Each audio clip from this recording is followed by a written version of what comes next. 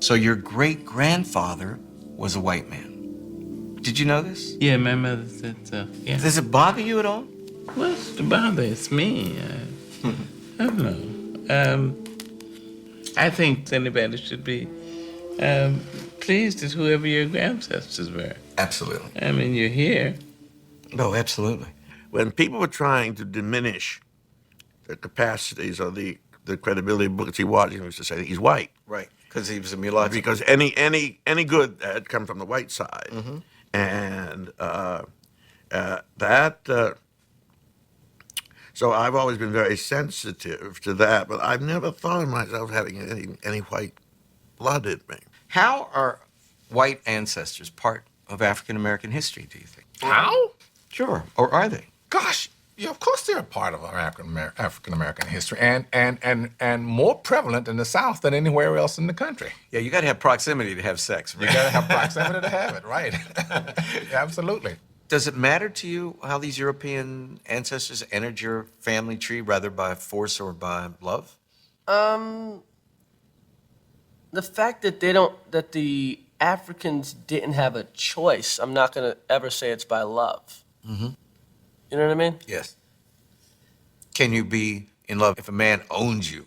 If your kidnappers are lovely people, you've still been kidnapped. You've still been kidnapped. Tom, how do you feel about this white man, Edward Hall, who is both a direct ancestor and the man who owned your great-great-grandmother? We all know that the basis of slavery was all about economics. So, after the end of the Civil War, to still be with this former slave, have her live next door, have children, I'm confused. Does anybody want to fight for that she was in love and that she did a bold, community-defying thing? I do. I believe in love. Yeah. And I believe in fighting for love. Oh, that's great. I want to believe it. Yeah. And it's possible. It's possible. But I think reality may have been that she wanted the best for her children. Like the Joiners, my own family has long been fascinated, if not obsessed, by the origins of our European ancestry. We used to assume that ours came through one white man until we learned more about the lines of our family tree. 4 of my fourth great-grandparents were free by the late 1700s. One of the most unusual ways for blacks to become free was to inherit their freedom from a white mother, most likely an indentured servant from England or Ireland. Most of these white women have remained anonymous for all these years. Paul Heinig, a genealogist, has spent the last 30 years painstakingly piecing together the family histories of free Negroes in the colonial period. Paul has just found a 17th century court record that he thinks could tell me more than I ever dreamed about my Redmond family line. Paul, what have you found?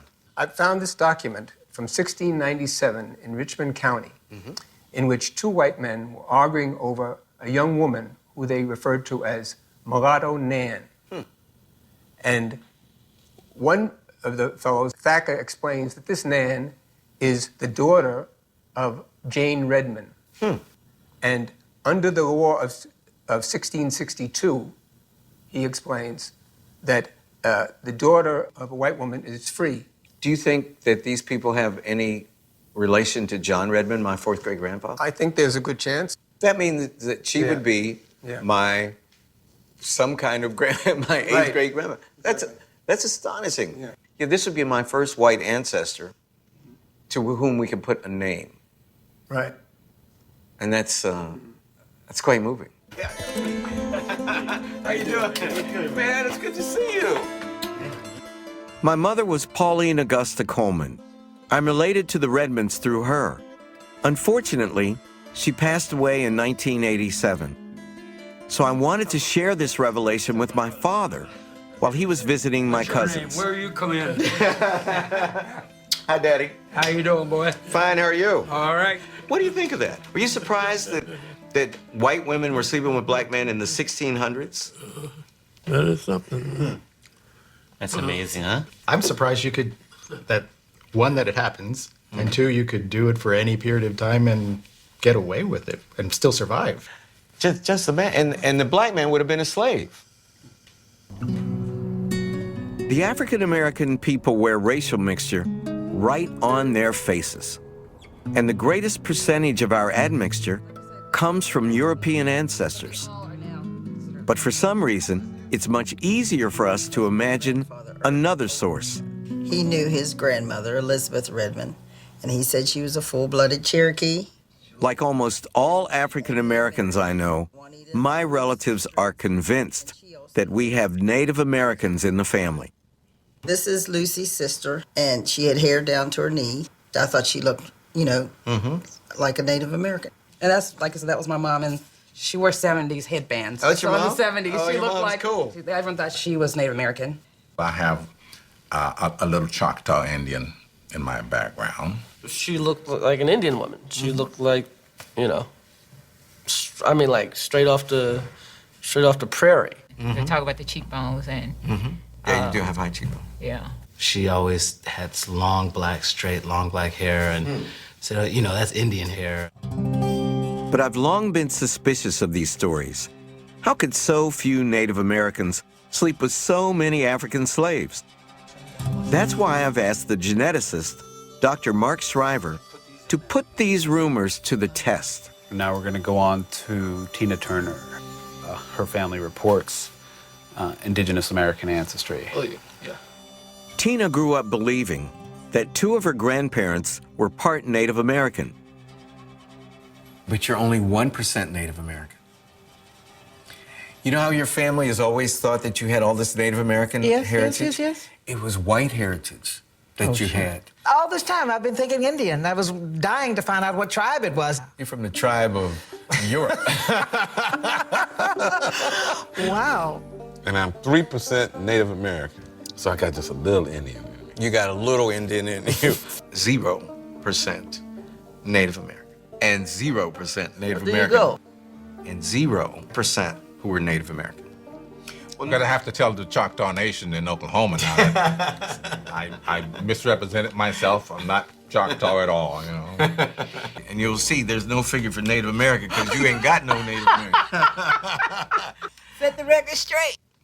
Even Don Cheadle, who we would expect to have some Native American ancestry because of the connection to the Chickasaw, members of your family owned by Native Americans. But we don't find any. Wow. And you're not alone in not having any measurable Native American ancestry. 1 in about every 20 African Americans only 1 in 20 has any significant amount of Native American ancestry. So apocryphal. Yeah. No. Turns out they didn't really dig you that much.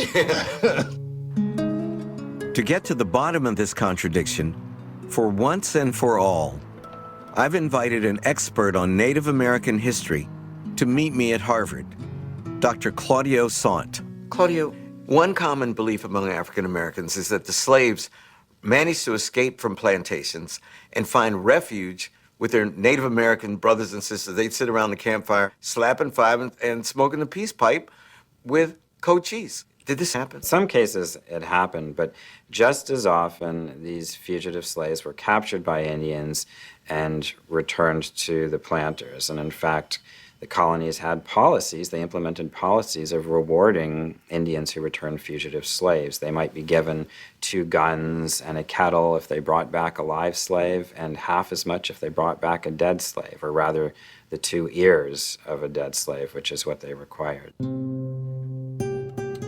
According to Claudio, substantial social contact only occurred in the early colonial era, when settlers enslaved Native Americans and African Americans together, and between the Revolution and the Civil War, when a small number of black people were enslaved by the 5 civilized tribes. If this is true, why does every African American I know believe that their grandmother had high cheekbones and straight black hair? I think it's probably a desire to be associated with people who are portrayed in popular culture as fierce warriors and who resisted the United States. And if you're a slave or an African American living in Jim Crow America, who wouldn't want to be associated with someone like Crazy Horse or Geronimo?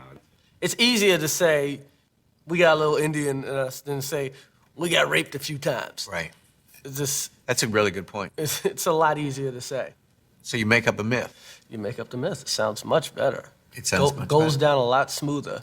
There's a strange sort of security in not knowing a great deal. There's a sense that it's all sort of mystical and lost, and nobody could ever find it, so you could sort of invent any past you wanted to. Well, you can't do that now. DNA is finally shedding light on one of my family's greatest mysteries. Remember my second great-grandmother, Jane Gates, the woman whose house my cousin just bought? Jane, a slave, had 5 children with an Irishman. Yet she never told anyone his identity. But not even Jane's discretion, or perhaps her shame, could protect her children's father from modern science. Since this man is related to me on my direct paternal line, his Y-DNA haplotype, or genetic signature, and mine are exactly the same.